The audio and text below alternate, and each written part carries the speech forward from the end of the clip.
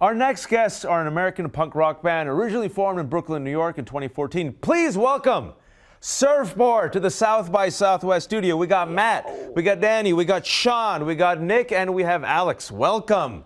Hello. How are you doing? So good. So stoked to be with you. Oh, thank you. I appreciate that. I'll Venmo you the money for that comment. I appreciate it. I have to give a shout out to the coolest mic I've seen. Oh, yes. My new mic looks like a carrot. I love the color's the best. Yeah. Very carroty. And we just played a show, so it's with me, so I brought it. You take it seriously, Yes. literally.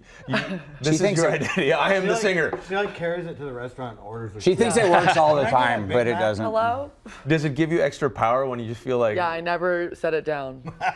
You have a microphone. I just talk to myself in the third person like Hulk when I need to feel the pick-me-up. The way the band started, I was reading a story. The power of your puke, Danny.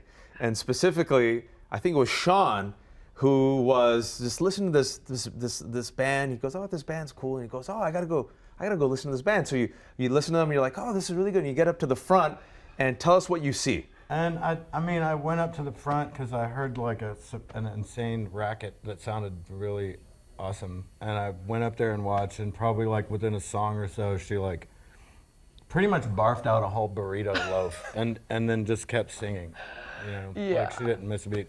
So I saw this, and Maddie saw it also because he was, there in the first First iteration of SURFBORT. Yes. You guys have had added new members. Yeah. And you're like, I must join He this. might not have saw it because he was like flailing around like a maniac, but I saw like the loaf come out of her mouth. That was the early days where I didn't know you couldn't eat a full burrito right before going on stage. And you learn the hard way, right? Yeah, and I was like, oh, but it was sick. Like, I felt it coming. I was like, oh no. But everyone kept shredding and held the note. And then I puked, and then they were still at the same spot in the song. I just went Like, back I have to into do it. my part. I gotta keep was going. like, okay. When I read about the formation of this band, especially Danny, when you talk about it, it's like so self-deprecating. It's very endearing. You're like, oh, it started as a joke. I don't know what I'm doing. I don't have musical experience. Yada yada. But then you guys are here. You're legit. You're celebrated. You got the Beyonce stamp. Is that a Beyonce stamp? Beyonce approves of Can you tell us? SURFBORT. So yeah, we have SURFBORT, the name of the band, based off the Beyonce song. But tell us about the Beyonce stamp of approval. Yeah, so our friend Mason Poole, he's awesome. Yeah, he's Beyonce's main photographer, and he brought her our Psycho merch, and she laughed and was like, hell yeah, and approved it. Can you drop the mic? That's what he Can you told- officially just drop them? There you go. It's done. That's what he told us. Anyway, he might be totally fabricating that story. No, he's not lying. No, Beyonce's so down with SURFBORT. But I waited years. For years I was like, wait, hopefully she doesn't mind we're using her word. Because that's totally her. That's her Has she word. trademarked SURFBORT? As Beyonce probably did trademark it, right? Probably. She's like, we're maybe. huge Beyonce stans. She's the queen. You have there's an eclectic mix here. So Maddie and you first met in San Francisco, and then you moved to New York, and then you all are from Austin. We're like Houston, Austin. Houston. Oh, I'm sorry, my bad. No, my bad. And- Houston sucks. Sorry. Ooh, fighting words. Whoa. I don't care. Either way. No, Go ahead. Houston's You cool. take out Houston We're if in you Texas, baby. Texas rules. And then you're from LA. Yeah, in San Diego and Okay, LA. so all right, that's fine. We tolerate you too. It's fine. I'm the permission. I'm from outer space, so. All right, so this latest iteration of SURFBORT, the best iteration. Yeah. It's you guys. It's just an amazing combination. You got different age groups. So we got the dads, my fellow dads Oh, here. and he's We're a the young grandpa. ones. Grandpa. We got a grandpa, A dad. a dad, youngin, the Alien. youngin, I'm the pet. the youngins here. Midlife crisis. Baby. Baby. Baby. And but also They're both the same age, and basically me and Alex are both the same age, and Maddie's like Split the difference. right in the So middle. you're right in the middle. So this is a cross section of America. This is what unites America. Yeah. We got See you at Texas. the truck stop. Texas. You and Maddie met each other in California. Then you moved to New York. Yeah. How'd you get this young buck here? Yeah, we met him at a bowling alley. He's really talented and can play any instrument, and There you he's go. just the Out of best. everyone in the band, he can I personally think he can play all the instruments better than anyone in the band. Yeah, if we go to Matt, Canada. you agree with this? So is this I see Matt's like very quiet here. He's like, wait a minute. I was like, I don't know, I played pretty good today. He goes, I don't know. Can you play the drums? Yeah, you can.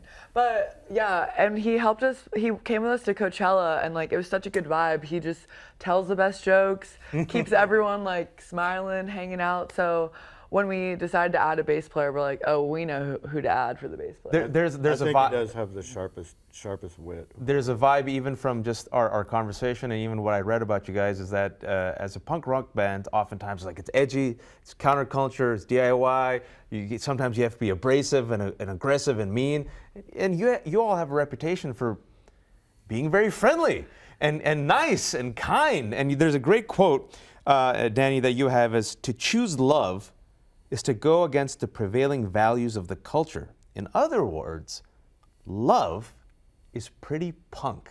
Hell yeah. Yes. She's like,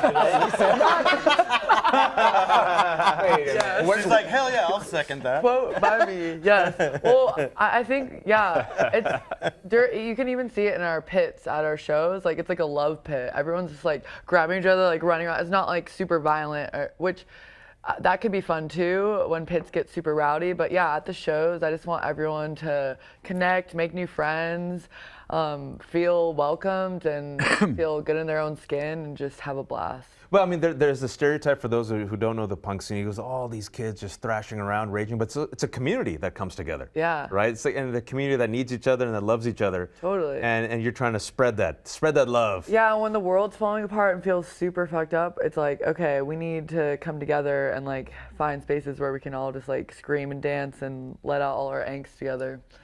I mean, the band and all of you all have the experience and you have the ethos of punk. Oftentimes, when it comes to punk rock music, there's this assumption that you can't go commercial, right? Now, you got the Beyonce approval. Yes. You worked with Gucci. Yes. You got Fred Armisen who's appearing in your videos. Man, Fred's the best. Is there a part of you that says, all right, there's a line that we can't skirt. There's a way to do this without being too commercial. Or you're like, am I imposing? This might be a leading question. You might completely disagree with my analysis here. This is a common theme or like thought process, because me and Maddie, when we started the band, we lived in like this squat in New York, and it was like tons of cockroaches, and like it was so gnarly. Everyone did like bike delivery, and we were all working like 5 jobs, and so yeah. At a certain point, like a lot of the punk scene would be like, oh, you played a festival or you worked with this brand that's selling out. And I'm like, actually, I feel kind of fucked up if I just keep myself in a box and not have any like money to survive or live, you need by to turning eat. down things. Yeah. So I just try to pick things that like I still vibe with and still have like good energy. Like all the people at Gucci are so rad. Fred Armisen's like the coolest human ever. So yeah, I don't think it's really like selling out. Do you all feel like you guys were just doing what you were doing? You were putting that out in the world, Minding our own business. and they came to you. Yeah. That's Yeah. literally what happened to him. Yeah. Totally. Yeah, Gucci hit us up to open their store in New York, and we were on tour. I think we got like $50 the night before. It was Yeah. like one of our first West Coast tours. $50. And then Gucci. yeah. I hope Gucci paid you more than $50. Yeah. They did. Because if they did, Gucci. The look. Yeah, Gucci. Actually, Gucci has supported us more than the music industry did at the start, They're badass. which was They're insane. Wild I to know. me. What do you think is it? It has to be someone at Gucci who's like, I saw a surfboard. Yeah. These guys are awesome. I have Gucci money, and I'm going to use this Gucci money to support this band. Or is it like someone at corporate that said, No, it's the creative director and his assistant, Michaela, Alessandro, Michelle, and Michaela. I like tracked it down because when we first started, I had no clue about fashion. So I was like, yo, how did you find us, Gucci? And they're like, oh, the office is in Italy. And they like told me exactly. And I was like, wow. They found us like on the internet, on Instagram, rocking super hard. And I was like, that's so crazy. Just by like doing what you love, you just like connect with other people who like appreciate the art. And so you go from $50 to Gucci, Yeah. and now to South by Southwest, Yes. without compromising your music, your ideals, and what you yeah, want. That's probably the best. Still just stay being yourself and freak styles. Okay, so you've described your music. I want to ask the band this. You said we do freak music. Yeah. All right. So I know Now you we're said. calling it cringe rock. Yeah. Okay, so can you Yeah, we're now cringe rock. explain to me what is You cringe rock? cringe, bro.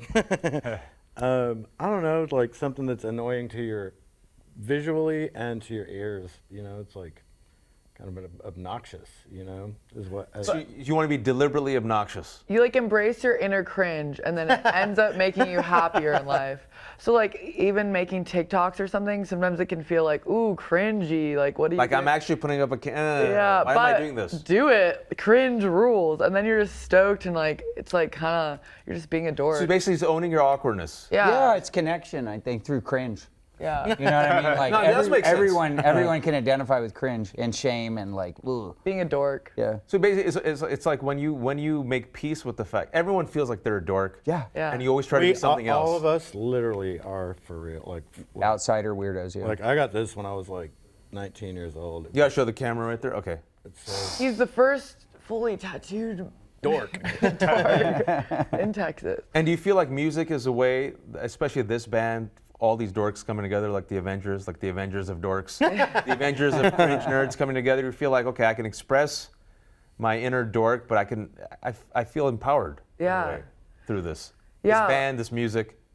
That totally, and I discovered like halfway in the middle of playing this band, like it's kind of not even about us. We're just kind of like the orchestrating for everyone else to feel that way too. Like we get up there and like, yeah, I'm in everyone's face like, but I'm like doing that to like let everyone else feel that energy and like go crazy and embrace full dork cringe. If people see you and if people see the Instagram, the TikToks, like Surfboard, these live events are wild. It's fun. It's Yeah. energetic. Once you guys stop thrashing and you get behind stage, are you guys like just quiet folks, introverted, you would say? We're like I like straight up drinking- goofballs. Yeah, I like drinking tea and cuddling. Nothing wrong. This People is think safe we space rage, for teen but- cuddling. yeah. I can be a bitch sometimes. I'm not always an angel, but yeah, we like to chill. We're like anti-ragers. Like we're like, what are we gonna get to eat? Because the you know? responsible dads in the Well, band. I think I put in my time raging.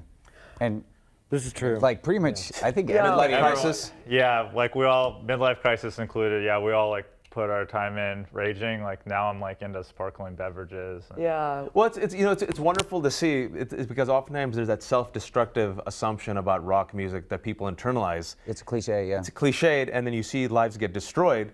pisses me it's off. great to see Yeah. people who actually can still rage, enjoy what they want to do, give an energy and vibe to the audience where people love each other, and also self-love and self-care. Yeah. Right? We get high on life, and we're into like health punks. We party, but we don't get like Health punk. wasted or like. One hurt of the new ourselves. shirts I made says "Live forever or die trying." I love it. We just want to keep chugging along. You know? You guys are chugging and thrashing at South by Southwest. Look at the camera and tell people where can they find you tonight Ruh-roh. and the next couple of days. Yes. Okay. Tonight we're playing at San Jose, South by San Jose, 7 o'clock. at 7 p.m. Tomorrow, Hotel Vegas at 220. Container Bar at 2:20, and then Hotel Vegas in the night. Hotel Vegas is a I think it's huge the other way party. around. Oh. Container Bar at 5, Hotel Vegas at 2:20. Boom. Check our Instagram, The Real Surfboard, and it'll be up there. And also, we have a new album out called Keep On Truckin'. Woo! Keep on trucking.